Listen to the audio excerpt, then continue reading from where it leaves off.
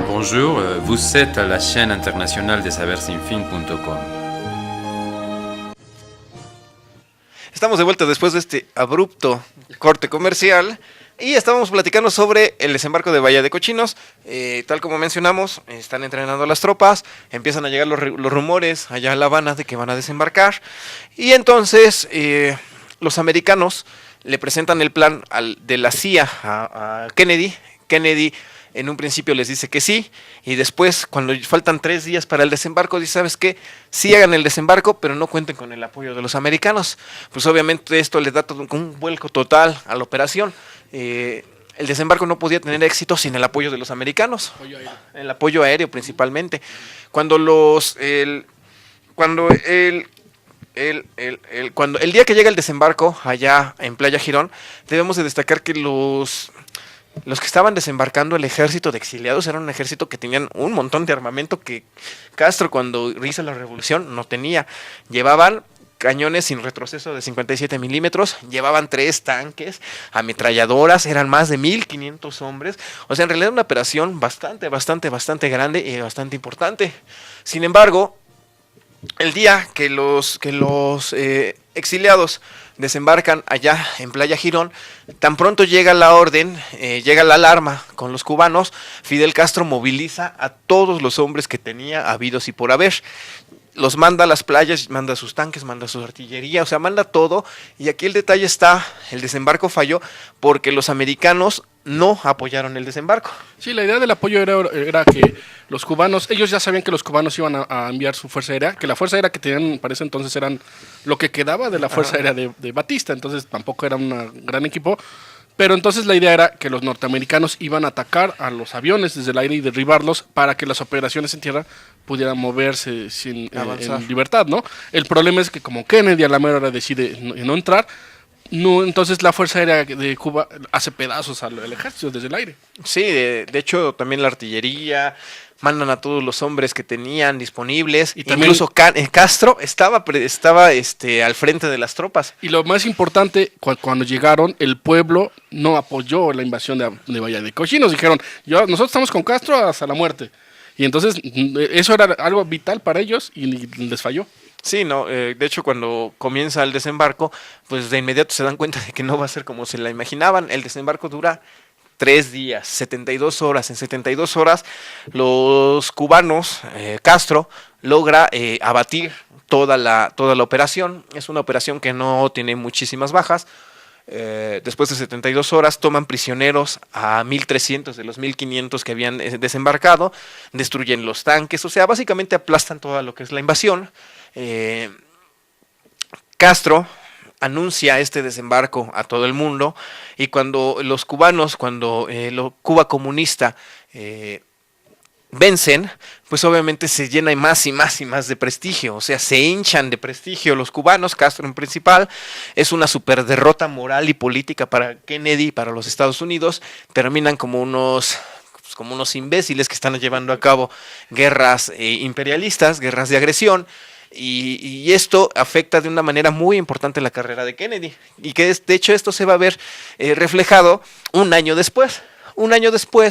Después de la victoria que tuvo Fidel Castro allá en Bahía de Cochinos, a todos los que tomaron prisioneros, Castro los intercambia por comida, por dinero, por pañales, por todo lo que ellos no tenían allá en la isla. Se los entregan a los americanos, y los americanos les regresan todos estos productos.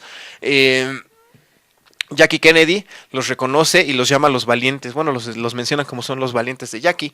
Sin embargo, todos los cubanos que estuvieron allá en Bahía de Cochinos se quedan con un amargo sabor de boca. Fueron traicionados por los norteamericanos, los mandaron como carne de cañón. Y esto pasa un año, llegamos a finales de año del 62. Comienzan a llegar los rumores allá en Estados Unidos de que los soviéticos están mandando misiles de corto y mediano alcance, con misiles nucleares de corto y mediano alcance a Cuba. ¿Esto qué sucede?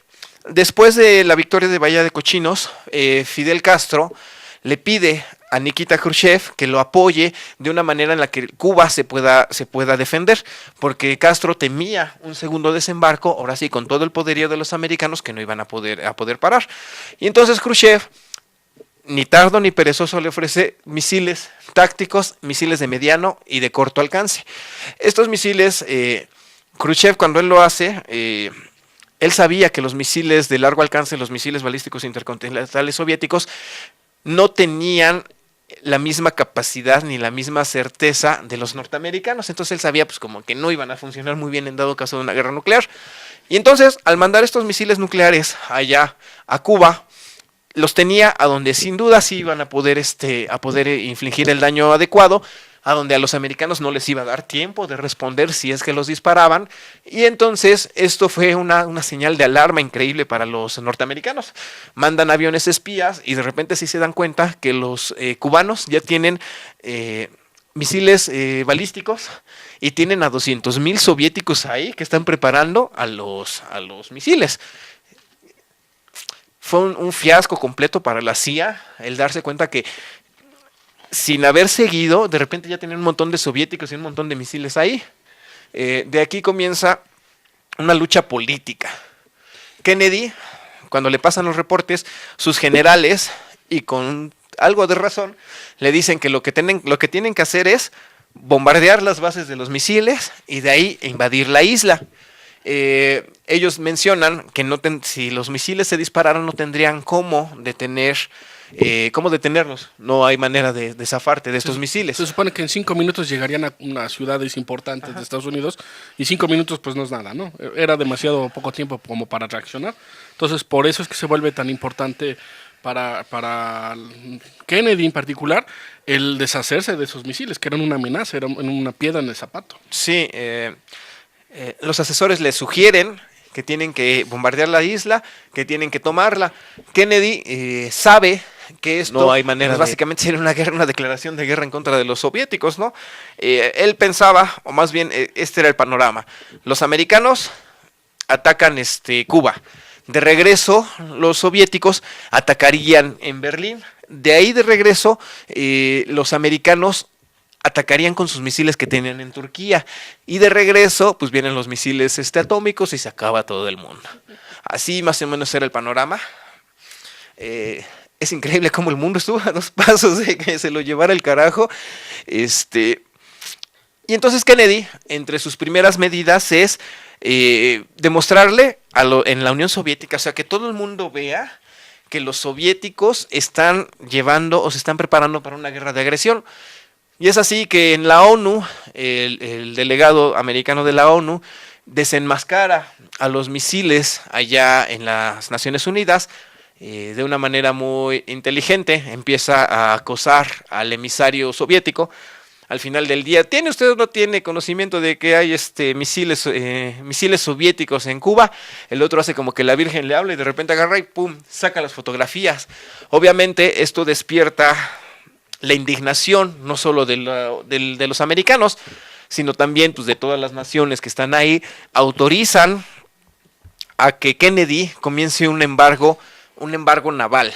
Este embargo naval decía que cualquier nave que entrara al territorio a donde estaba el embargo y que llevara armamento iba a ser detenida y que ellos lo podían incautar. Obviamente, tal como les decíamos, esto está en contra de cualquier ley habida y por haber. Y también estaba aparte que los soviéticos se dejaran, ¿no? Y es así que comienza un duelo de poderes, a ver quién puede más.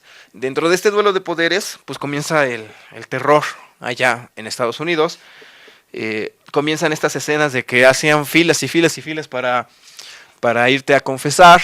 Existía un video, a mí me ha gustado mucho ese video, se llama de Bertie la Tortuga.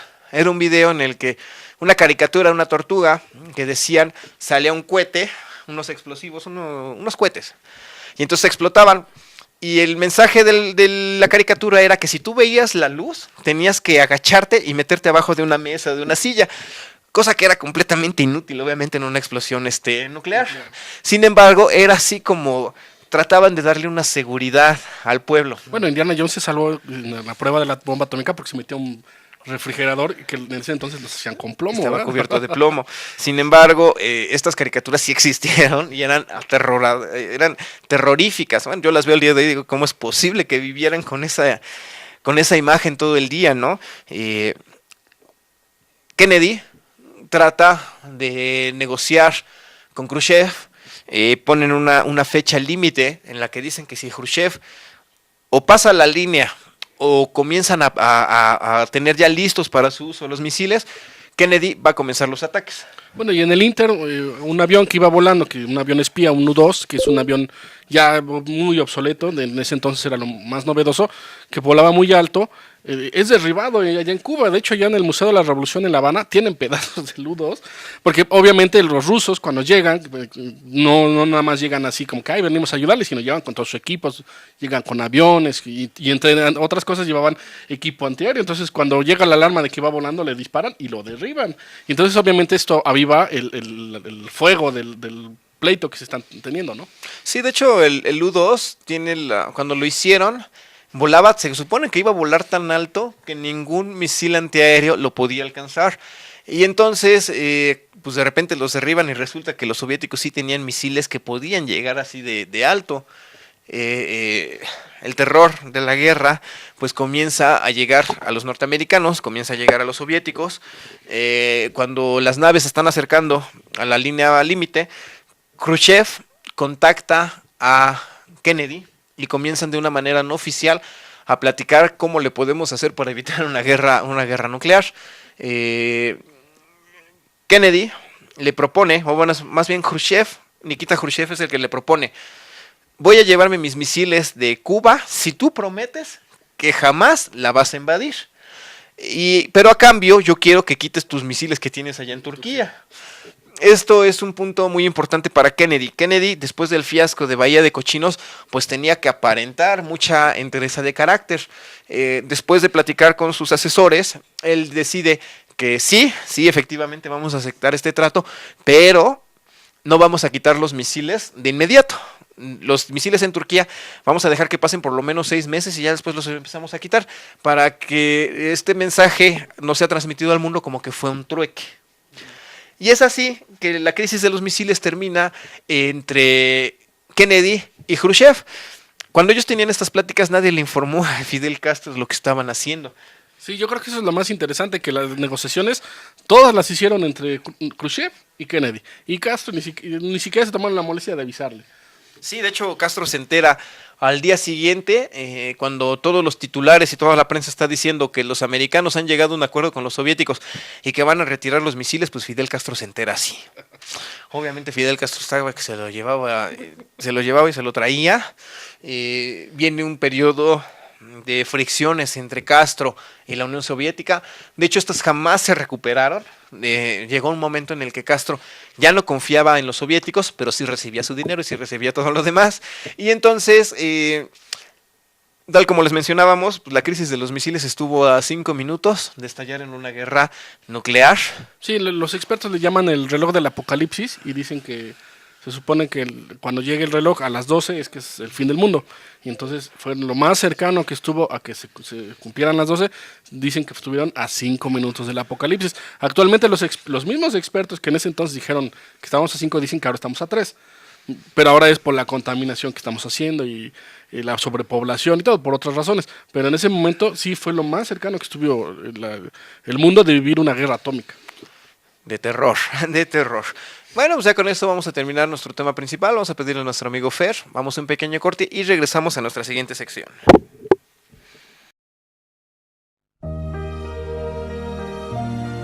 Bonjour, vous êtes à la chaîne internationale des sabersinfin.com.